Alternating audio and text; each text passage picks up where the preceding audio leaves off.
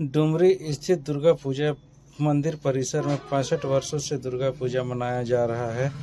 इस संबंध में बुजुर्ग जगन्नाथ प्रसाद ने बताया कि डुमरी में दुर्गा पूजा मनाने की परंपरा 1962 ईस्वी से शुरू की गई थी। दुर्गा पूजा शुरू करने में मेरे पिताजी राम नारायण साहू, मांझी साहू, चांडुल साहू, श्री साहू, बहादुर साहू, जामुन साहू और तुलसी साहू थे। सभी स्वर्गीय हो चुके हैं। उसके बाद 1964 ईस्वी से मूर्ति पूजा की शुरुआत हुई। उस समय खर्च बहुत कम होता था।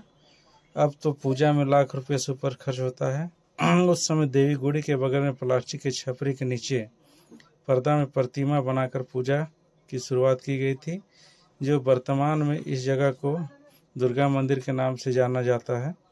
पहले देवी गुड़ी कच्चा खपरेल का मकान था, जहां वर्ष 2003-04 में मंदिर का निर्माण किया गया। इससे पहले देवी गुड़ी मंदिर के बगल में तिरपाल लगाकर पूजा किया जाता था। उस समय की पूजा की बात ही अलग थी।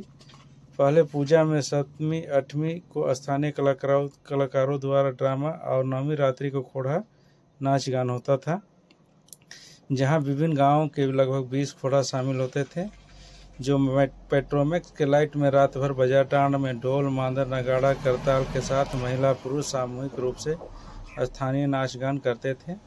समिति द्वारा दूसरे दिन सभी खोड़ा दल को चूड़ा गुड़ देकर विदा किया जाता था, जो वर्तमान समय में डीजे साउंड सिस्टम आने के बाद स्थानीय नाच गाना, सांस्कृतिक कार्यक्रम, आदिवासी परंपरा लुप्त हो गई। उस समय मां दुर्गा की प्रतिमा को कंधे में ढोकर ढाक, नगाड़ा, शहनाई बाजा के साथ में नाच गान करते हुए डुमरी, बेलटोली, नावाडी बस्ती तक घुमाया जाता था। उसके बाद डुमरी तालाब में प्रतिमा का विसर्जन कर दिया जाता था।